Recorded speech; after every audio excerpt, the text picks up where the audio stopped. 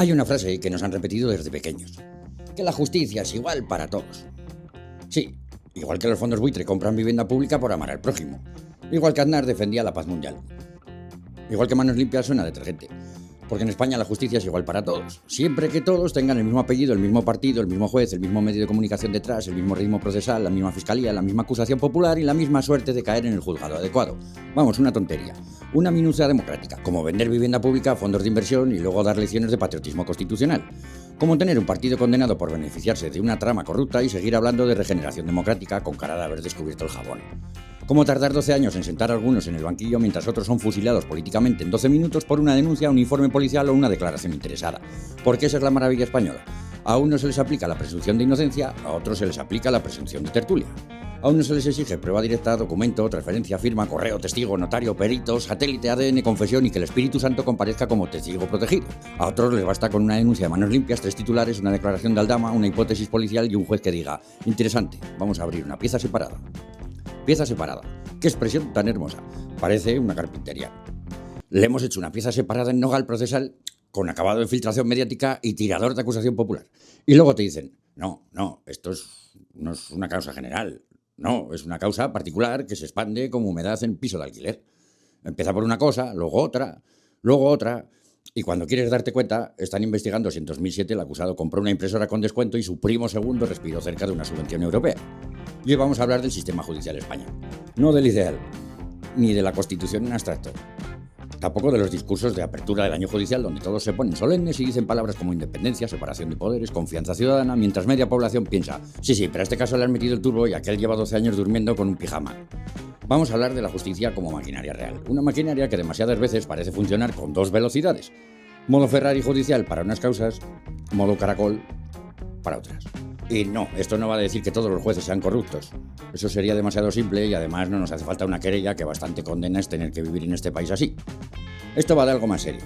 La justicia no solo investiga hechos, muchas veces permite construir relatos políticos antes de que exista sentencia. Y en España, amigos míos, el relato mata antes que el fallo. El juicio llegará, o no. La sentencia llegará, o no. El archivo llegará, o no. Pero la portada llega siempre puntual, la filtración no se retrasa, la tertulia no espera, el editorial no necesita ninguna prueba. Y el algo habrá funciona como código penal de una barra. Algo habrá. Esa frase debería estar escrita en la entrada de algunos platos. Abandonad toda presunción de inocencia a vosotros los que entráis ahí.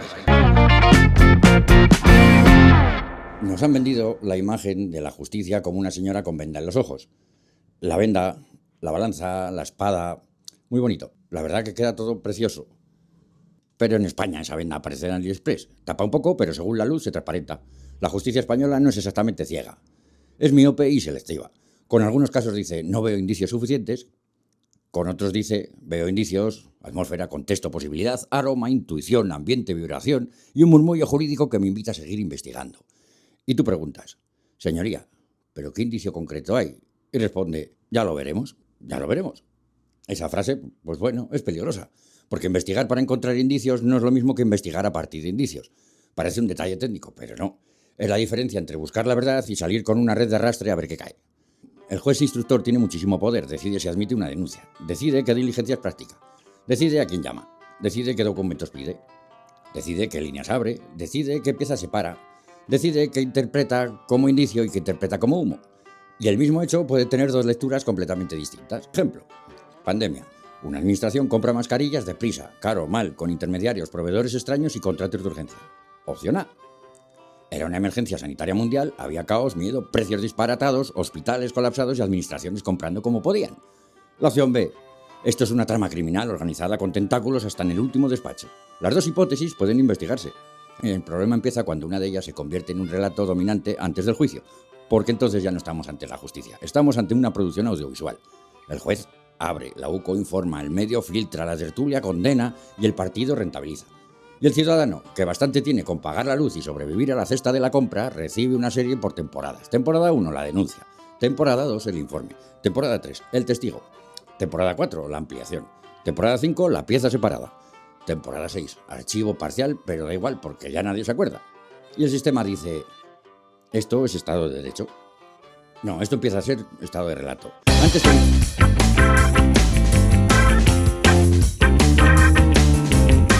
Antes teníamos Estado de Derecho, ahora tenemos Estado de un PDF. Sale un informe de la UCO y se para el país. No porque el informe no sea importante. Claro que puede ser importante. La UCO investiga, recopila datos, analiza comunicaciones, cruza fechas, señala indicios. Muy bien. Pero un informe policial no es una sentencia. Eso habría que tatuárselo a media tertulia en la frente. Un informe policial no son hechos probados. No es el final del proceso. No es la voz de Dios bajando del Sinaí con una carpeta azul diciendo: traigo la verdad, hijos míos, imprimid en portada. Es una pieza de investigación. Luego debe haber contradicción, defensa, prueba, juicio, valoración judicial, sentencia. Eso era el plan.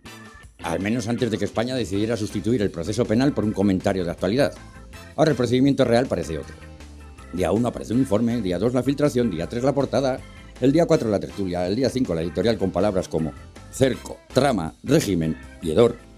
Y el día 6 petición de dimisión, día 7 encuesta sobre intención de voto y día 8 nadie ha leído el informe entero. Día 9 ya hay una condena moral. El día 10 se abre otra pieza y vuelta a empezar, que hay que llenar la programación. Y aquí conviene ser muy claro, que se investigue todo. Ábalos, Coldo, Aldama, Begoña, Zapatero, Plus Ultra, Ayuso, el hermano, el novio, Rajoy, Aznar, Botella, Granados, el primo del intermediario, el proveedor de mascarillas y si hace falta hasta el señor que hacía las fotocopias con cara de saber todo, pero con el mismo criterio y con el mismo rigor, con la misma velocidad, con la misma prudencia y con una cosa que en España parece revolucionaria: esperar a probar antes de condenar. Ya sé que suena muy radical, como pedir que un ministro lea una ley antes de votarla, pero vamos a intentar. Que el problema no es investigar. El problema es que algunas investigaciones nacen ya con una banda sonora de culpabilidad. Y otras, en cambio, entran en un convento a silenciarse. Unas tienen titulares diarios y otras tienen párrafos discretos. Unas son la trama del gobierno, otras son presuntas irregularidades locales. Unas son crisis de Estado, otras son asuntos del pasado. Unas son corrupción estructural y otras son errores administrativos. Y ahí aparece el doble rasero.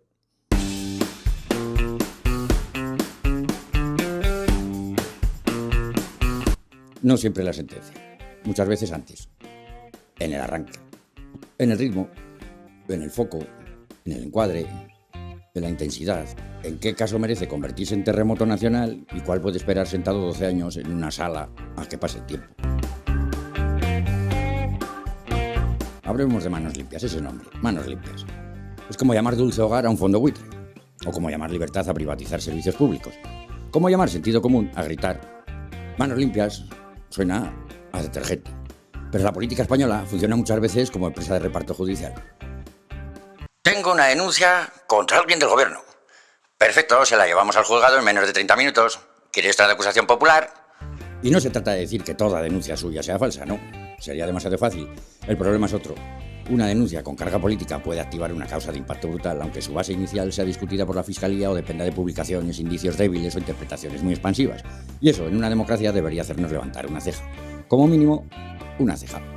Porque de dos ya sería de soviéticos. Porque no es lo mismo que una causa nazca de una investigación fiscal sólida con documentación, informes previos y hechos delimitados, que de una denuncia de una organización con historial de intervención política y enorme habilidad para producir titulares. La acusación popular puede ser una herramienta democrática útil, pero también puede convertirse en una motosierra con membrete. ¿Sirve para empujar casos importantes? Sí. Pero también sirve para judicializar la política, prolongar sospechas, pedir diligencias y aparecer en medios y convertir el juzgado en un escenario. Y ahí la pregunta es inevitable. ¿Estamos investigando delitos concretos o estamos fabricando un desgaste político? Porque una querella no necesita ganar, solo necesita entrar, solo necesita producir un titular y solo necesita instalar una sombra. Luego, si se archiva dentro de 3 años, pues ya da igual. Una condena política ya se sirvió caliente. Convertido en un peligro para la democracia constitucional española, pues es sobre lo que tenemos que actuar. En ese sentido yo quiero decir al menos 2 cosas. Una, que en lo que haya que hacer, pues se podrán hacer muchas cosas y se podrá tener distintas opiniones, pero se puede hacer muchas cosas menos una, inhibirse. En esta situación que estamos describiendo, la inhibición no tiene hueco. Y se me podrá decir, ¿qué se puede hacer? Pues el que pueda hablar, que hable, el que pueda hacer, que haga, el que pueda aportar, que aporte, el que se pueda mover, que se mueva, el que pueda intentar, cada uno en su responsabilidad, tiene que ser consciente de la situación de crisis. Ahora vamos con Aznar, José María Aznar. El hombre que habla como si siempre estuviera a punto de ordenar una invasión o corregirte la postura al sentarte. Aznar dijo aquello de el que puede hacer que haga y también el que pueda aportar que aporte. Una frase preciosa, ambigua, elástica. Y aquí, pues no hay que ser ingenuos.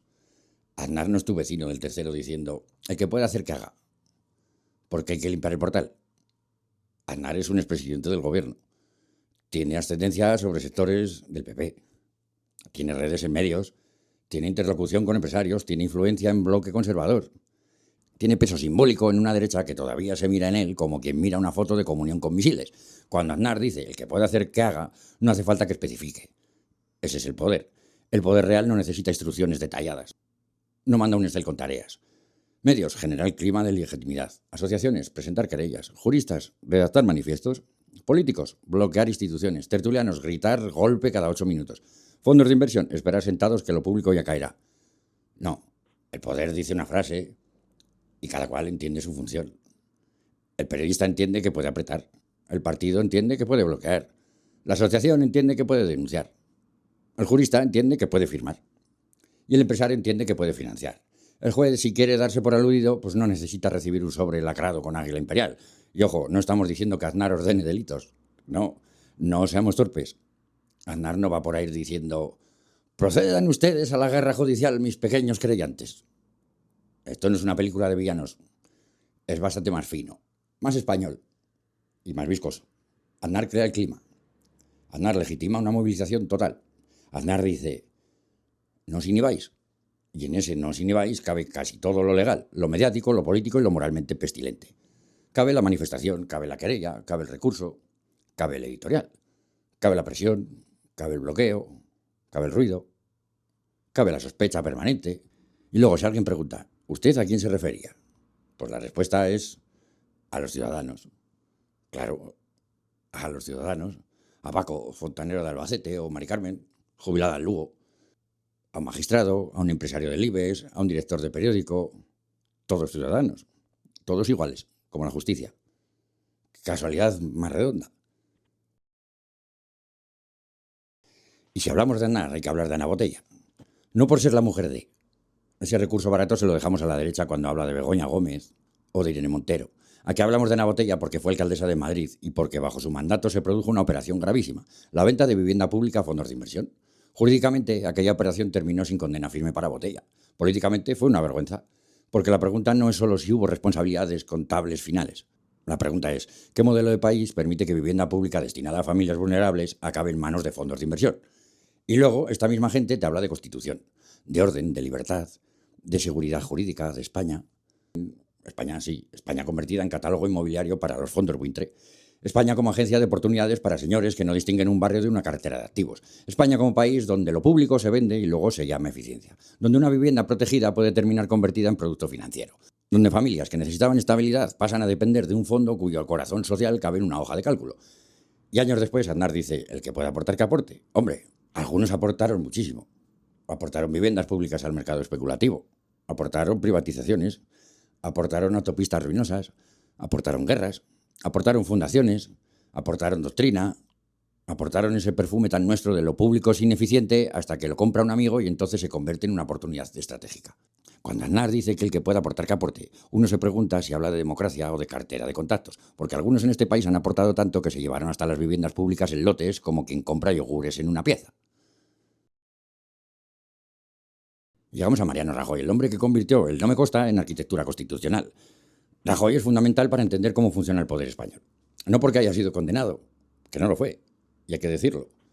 Pero el PP sí fue condenado como partícipe a título lucrativo en la primera sentencia de la Gürtel, una sentencia que fue clave para la moción de censura del 2018.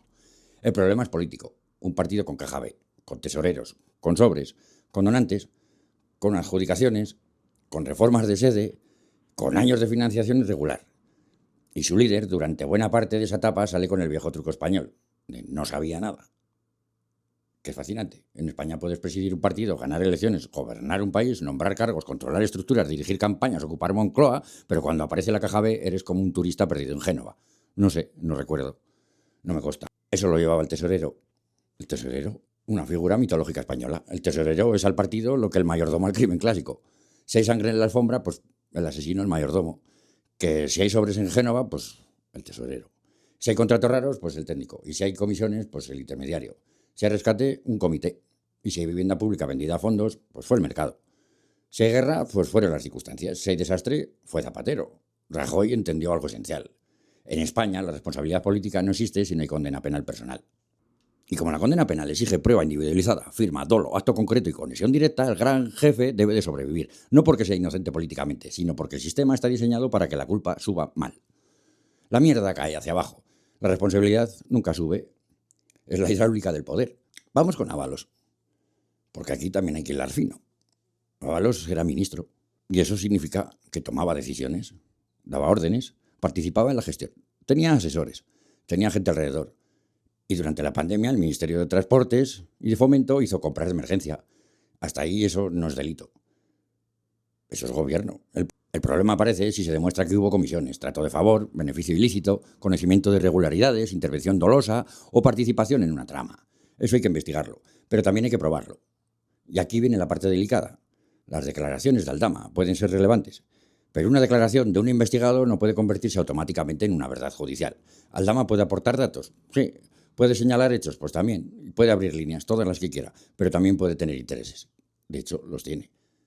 Puede buscar beneficios, puede construir relato, puede mezclar verdades, medias verdades, exageraciones y autoprotección. Y esto no significa que mienta o que no mienta. Significa que hay que corroborar. Y corroborar no es repetir la declaración en 5 periódicos. Corroborar es encontrar una prueba externa. Documentos, pagos, mensajes, órdenes, beneficios, relaciones causales. Porque si no, estamos en un terreno muy peligroso. El terreno donde una persona investigada puede arrastrar a figuras políticas con su palabra y los medios hacen el resto. Ser ministro y firmar decisiones en pandemia no es delito. Delito será si se prueba que usó el cargo para favorecer ilegalmente a una trama. Pero si el criterio es que todo contrato urgente con intermediario es corrupción, entonces abramos todas las comunidades autónomas, todas las diputaciones, todos los ayuntamientos y preparamos un macrojuicio en el que vamos a caber en el Bernabéu. Ese es el punto. No negar, comparar, exigir igualdad de criterio. La pandemia fue una cartada perfecta para muchas cosas. Para contratar deprisa, para saltarse controles, para pagar sobreprecios, para aceptar proveedores dudosos, para justificar errores. Y también fue una trampa perfecta para construir relatos penales años después. Porque todo era anómalo. Todo. Precios disparados, mercado internacional roto, gobiernos compitiendo por material, aviones cargados de mascarillas, intermediarios apareciendo como setas después de la lluvia, empresas improvisadas, facturas raras, contratos urgentes. Si miras todo aquello con ojos de normalidad administrativa, parece un campo minado. Y muchas cosas lo fueron. Pero precisamente por eso hay que tener cuidado. No todo caos es delito. No todo sobreprecio es mordida. Y no todo intermediario es corruptor. No toda empresa sin experiencia es trama. Y durante una emergencia el Estado compra como puede. Mal a veces. Carísimo muchas veces. Con errores. Con miedo. Con improvisación. La pregunta penal tiene que ser concreta. ¿Quién se benefició ilegalmente? ¿Quién decidió sabiendo? ¿Quién cobró? ¿Quién intermedió? ¿Quién alteró el procedimiento? ¿Quién mintió? ¿Quién falsificó? ¿Quién presionó? ¿Quién dio trato de favor? ¿Quién recibió comisión? Y esa pregunta hay que hacerla a todos. A todos. Porque si no, la pandemia se convierte en una lupa selectiva. Miramos el contrato del adversario con microscopio electrónico y el nuestro nos ponemos unas gafas de sol, sucias.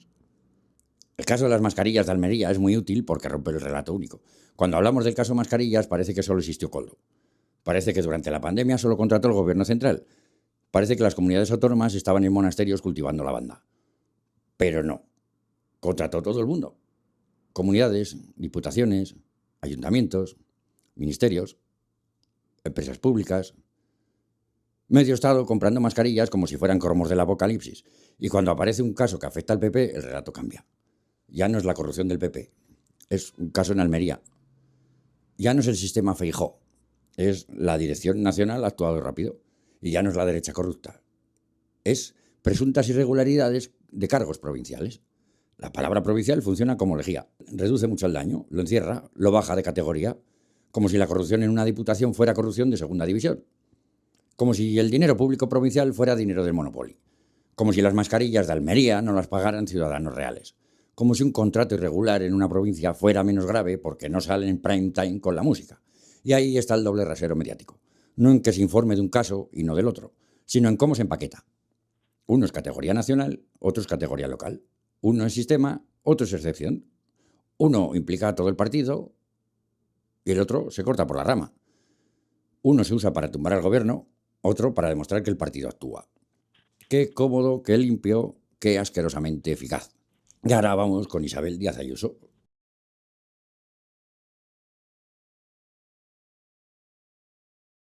La presidenta que ha convertido la victimización en una forma de gobierno.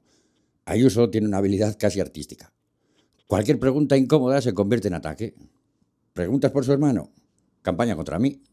¿Preguntas por su novio? Persecución de Sánchez. Preguntas por las residencias, ETA, comunismo, Venezuela, libertad. Preguntas por contratos, es que Madrid molesta. Preguntas por sanidad pública, cañas. La verdad que es admirable.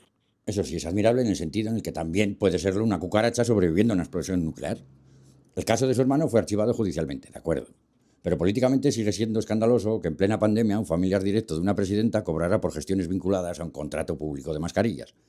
Puede no ser delito, pero apesta. Y la política no debería necesitar sentencia penal para exigir decencia. Ese es otro drama español, que hemos reducido la ética pública al Código Penal. Si no es delito, vale, y si prescribe, vale. Depende para quién. Si se archiva, vale, y si no, también. Depende para quién. Y si no condena, vale. Y si el juez no reprueba, pues también. La política española ha convertido el no es delito en certificado de santidad. Y no. Hay cosas que pueden no ser delito y seguir siendo indecentes. Vender vivienda pública a fondos puede acabar sin condena, eso sí, y seguir siendo una aberración política. Cobrar comisiones en pandemia puede archivarse penalmente y seguir siendo moralmente vomitivo. Beneficiar a familiares puede no probarse como tráfico de influencias y seguir oliendo como un contenedor en agosto. Pero en España la derecha domina muy bien este truco. Si no hay condena, no pasó nada.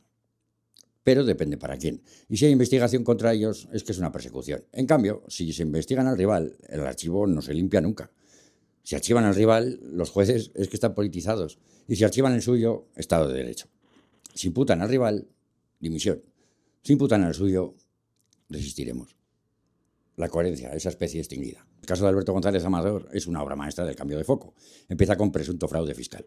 Facturas, Hacienda, delitos fiscales, falsedad documental, empresas, pagos.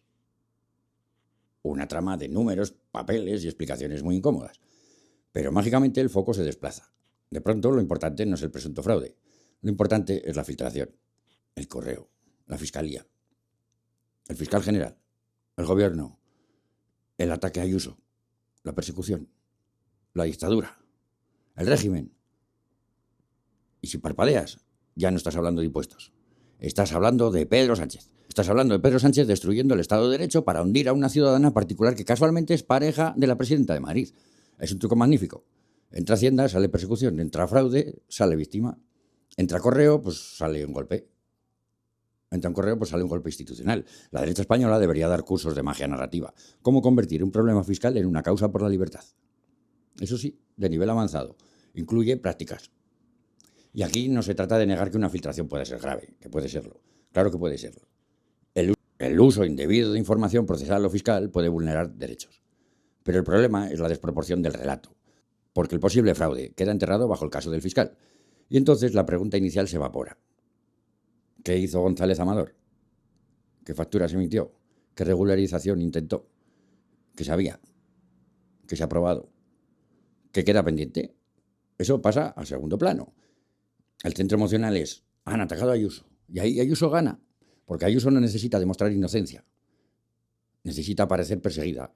Y lo consigue casi siempre porque tiene una maquinaria mediática que trabaja como una fábrica de churros a las 6 de la mañana, sin descanso y reutilizando el aceite sin parar.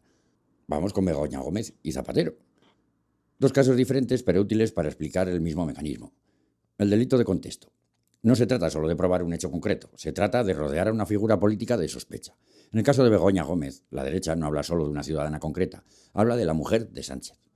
La mujer de, qué expresión tan moderna y avanzada, tan siglo XIX. El mensaje político es evidente. Si no podemos tumbar a Sánchez por sus decisiones, vamos por el entorno. Y el entorno en este caso es su esposa. La causa no necesita sentencia para producir efecto. Necesita instalar una sombra. Algo hacía, algo sabía, algo influía. ¿Cómo no va a ser nada si era su mujer? Algo recomendaba, algo conseguía, algo habrá. Y así se construye una atmósfera, una cátedra, una reunión, un empresario, una carta, un contacto, un nombre, un titular, una acusación popular. Y el presidente queda obligado a defender a su mujer. Y si calla malo, si habla, presiona. Si denuncia Lufer, victimismo. Si no lo denuncia, reconoce debilidad. Es una trampa perfecta, la justicia como mecanismo de desgaste personal. Con Zapatero ocurre otra cosa, pero el fondo es parecido. Un expresidente que para cierta derecha sigue siendo una especie de demonio con cejas, da igual que hayan pasado años, Zapatero sigue siendo útil como símbolo. Permite conectar varias obsesiones. Venezuela, Plus Ultra, Sánchez, socialismo, rescate, influencias, empresarios. Y si te descuidas, ETA, que en España siempre parece como el perejil en el plato político. La cuestión no es si Plus Ultra debía investigarse. Un rescate público debe poder revisarse, por supuesto. Cuando se usa dinero público hay que mirar. Pero imputar a un expresidente por tráfico de influencias o por presuntos favores exige algo más que ruido. Exige base, exige hechos, exige corroboración. Exige no convertir declaraciones interesadas en dinamita política sin pasar por el filtro mínimo de la prueba. El derecho penal no debería funcionar por estética narrativa. No debería decir, esto queda bien como trama. El derecho penal debería preguntar, ¿qué hecho concreto hizo esta persona? ¿Cuándo? ¿Cómo? ¿Con qué prueba? ¿Qué delito encaja? ¿Y qué corroboración existe? Lo demás es literatura. Y no de la buena. Literatura de querella con sobredosis de adjetivos. Y ahora volvamos a Francisco Granados, el de los volquetes de putas. Una frase que debería estar en una placa del Congreso, no por dignidad, sino como advertencia antropológica. Granados fue uno de los grandes nombres de la Operación Púnica. 12 años después, todavía siguen llegando piezas a juicio. 12 años. 12 años es una eternidad política. En 12 años cambia el país, cambian los partidos, cambian los líderes, cambian los logos, cambian los eslóganes, cambia todo. En 12 años un escándalo pasa de ser una bomba política a ser una pregunta de trivial. ¿Qué consejero madrileño fue detenido en la Operación Púnica? Y alguien responde, ¿Granados? ¿Ese no salía en una frase de putas? Eso es lo que hace la lentitud judicial. No solo retrasa la justicia, la desactiva, la convierte en arqueología. Cuando el juicio llega 12 años después, ya no juzga el poder. Juzga un cadáver político embalsamado. El partido ya ha hecho limpieza estética, el acusado ya tiene otra vida. El ciudadano ya no recuerda. Y los medios lo tratan como único. Y el sistema dice, estamos actuando. Sí, pero como actúa una nevera estropeada, que hace ruido y no enfría. La justicia lenta es una forma de impunidad. Y también una forma de tortura para quien sea inocente. Porque si eres culpable, te da tiempo a reorganizar tu vida. Y si eres inocente, te pasas una década con una sombra encima. Es perfecto. Un sistema que castiga al inocente por duración y beneficia al culpable por cansancio. Una joya. Patrimonio inmaterial de la chapuza procesal. Si has llegado hasta aquí, dale a like. No porque el algoritmo sea justo. El algoritmo ya sabemos que es una mierda, es una rata con calculadora. Pero si no le damos señales, seguirá premiando vídeos de gente gritando ¡última hora! Delante de una bandera con cara de estreñimiento patriótico. Así que suscríbete si quieres más análisis donde no nos tragamos el relato oficial. Y deja en comentarios esta frase. No es justicia si depende del juez que te toque. Porque esa es la pregunta. No si hay que investigar. Y claro que hay que investigar. La pregunta es, ¿por qué algunos casos se investigan como urgencia nacional y otros llegan al banquillo cuando ya podrían cobrar jubilación? Una de las tragedias españolas es que ya no existe la responsabilidad política. Solo existe la penal. Y mal. Antes, en teoría, uno podía dimitir por decencia, por gestión, por apariencia, por asumir responsabilidades, por haber fallado, por haber elegido mal, por haber permitido algo. Ahora no. Ahora la línea es, ¿estoy condenado? No. Pues sigo. La justicia española no actúa sola, tiene banda sonora. Y esa banda sonora la ponen los medios. Los medios ya no informan de casos judiciales. Las serializan, las trocean, las convierten en temporadas. Les ponen nombre, caso Coldo, caso Begoña, caso Plus Ultra, caso Mascarillas, caso Novio, caso Fiscal, caso lo que sea. Un nombre corto, un villano, un mapa, unas flechas, un grafismo. Porque las causas judiciales son contenido. Y el contenido necesita emoción. No basta decir, el juzgado ha acordado diligencias, porque eso no vende. Hay que decir, el cerco se estrecha. El juez apunta a Moncloa. La trama salpica al gobierno. La investigación acorrala al presidente. Nuevo golpe judicial. El informe demoledor. Demoledor. Todo informe es demoledor. Nunca hay un informe normalito. Nunca hay un informe interesante, pero habrá que ver. No. Demoledor. Explosivo, devastador. Como si la UCO trabajara con dinamita y no con Word. Y luego está, por los tertulianos. Esas criaturas, mitad fiscal, mitad juez, mitad cuñado. El tertuliano no necesita leerse el sumario, le basta con no leer el titular. Y entonces sentencia. Esto es gravísimo, dimisión inmediata. Estamos ante una trama. El presidente debe dar explicaciones. Yo no digo que sea culpable, pero ese pero es una condena. Yo respeto la presunción de inocencia, pero no la respetas. La estás enterrando con una pala mientras dices que aprecias mucho el jardín. Y el ciudadano recibe todo eso, cada día, cada hora, cada notificación. Y acaba juzgando antes que el juez. Porque para cuando llega el juicio real, la sentencia social ya está escrita. La filtración es uno de los grandes venenos del sistema. Un sumario debería tener garantías. Partes, defensa, fiscalía, juez, plazos. Vamos, reserva cuando toca. Pero en España algunos sumarios parecen una regadera. Gotean, siempre gotean. Pero curiosamente no gotean enteros. Gotean partes, fragmentos, conversaciones, frases, pantallazos, líneas. Lo justo para construir un relato. Lo justo para dañar. Lo justo para que el acusado no pueda defenderse con contexto. La filtración selectiva es perfecta porque no necesita mentir, basta con recordar. Tú coges una frase, la sacas, la titulas, la pones en portada y cuando alguien dice falta contexto, pues ya es tarde. La gente no lee contexto, la gente lee escándalo. Y el escándalo es azúcar para el cerebro político. Adictivo, barato, destructivo. Luego, meses después, aparece otra parte del sumario que matiza. Pero ya da igual, ya no interesa. El daño importante ya se hizo. Y aquí todos juegan. Policías, abogados, acusaciones, partidos, medios, entornos. Y a veces no sabes quién filtra.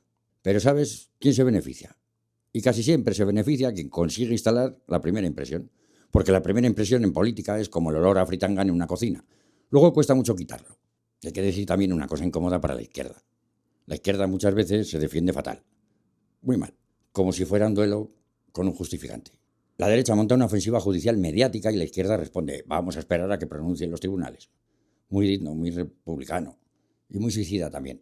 Porque mientras tú esperas, el otro está poniendo titulares, portadas, querellas, vídeos, manifestaciones, editoriales y tertulias. Y tú llevas una nota de prensa. Ellos llevan un lanzallamas. Tú dices, hay que respetar los tiempos judiciales. Ellos dicen, régimen corrupto. Tú dices, no constan autos. Ellos dicen, España se rompe. Tú dices, presunción de inocencia. Ellos dicen, dimisión o moción. Y claro, luego te sorprende perder el relato. La izquierda tiene un problema grave. Cree que la realidad se impone sola. Y no, la realidad no se impone sola. La realidad hay que pelearla, hay que explicarla y hay que encuadrarla. Hay que defenderla, porque si no viene otro y te la empaqueta como le conviene.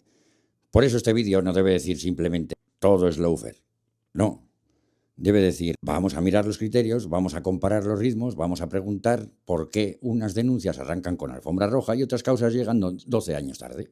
Eso es más fuerte, más serio y más difícil de ridiculizar. Y además da más rabia, que siempre ayuda. Y además da más rabia, que eso siempre ayuda. La derecha española tiene una virtud comunicativa indiscutible, que sabe convertir la corrupción del rival en crisis de Estado y la propia en anécdota administrativa. Es una obra de arte. Si un socialista aparece en un caso, esto demuestra la podredumbre del gobierno. Si aparece uno del PP, es una persona concreta. Si afecta a un ministerio socialista, Moncloa lo sabía. Si afecta a una diputación del PP, la Dirección Nacional ha actuado rápido.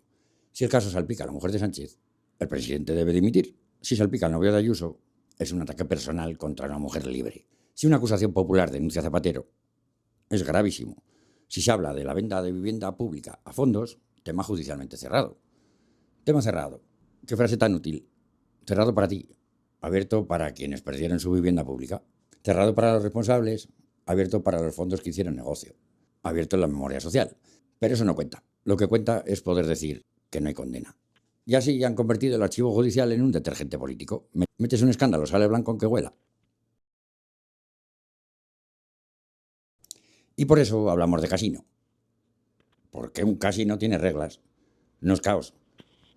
Hay crupieres, hay mesas, hay fichas, hay cámaras, hay seguridad, hay un protocolo, todo parece ordenado, pero al final siempre gana la casa. La justicia española se parece demasiado a eso.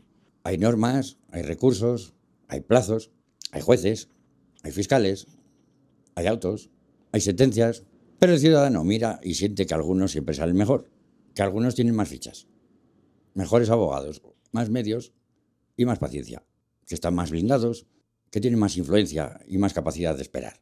Y otros entran ya marcados. Entran con la portada, con la sospecha y con una etiqueta, con el apodo, con el relato, con acusación popular, con una editorial, con tertulia, con una maquinaria lista para triturar. Y cuando eso pasa, la justicia deja de parecer una balanza. Empieza a parecer una ruleta con toga. Y lo peor de una ruleta no es perder, lo peor es sospechar que la bola no cae sola. No hay democracia sana si la ciudadanía empieza a pensar que el resultado judicial depende demasiado del juez que te toca, del medio que te apunta, de la acusación que te empuja y del partido al que perteneces.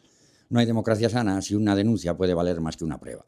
No hay democracia sana si un informe policial se convierte en sentencia mediática. Y no hay democracia sana si algunos casos llegan al juicio cuando ya han muerto políticamente todos los implicados.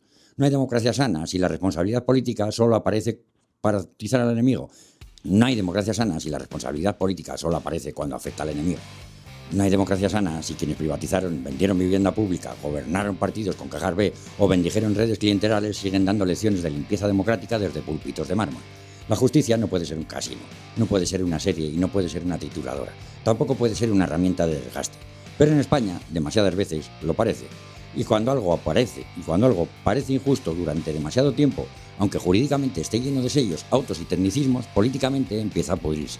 Así que no se trata de decir que todos los jueces sean iguales, no se trata de decir que toda investigación contra la izquierda sea falsa. Y no se trata de decir que no haya corrupción en la izquierda, en el PSOE, en ministerios, en comunidades, en ayuntamientos o en cualquier despacho donde haya dinero público y un listo con tarjeta de visita. Se trata de algo más elemental. Mismo rasero, misma velocidad y misma exigencia probatoria, misma prudencia, misma dureza y misma luz. Porque si para unos basta una atmósfera y para otros hace falta una confesión con firma digital, no estamos ante justicia, estamos ante una ruleta. Y si para unos la investigación es una condena pública y para otros el juicio llega 12 años después, no estamos ante igualdad, estamos ante desgaste selectivo.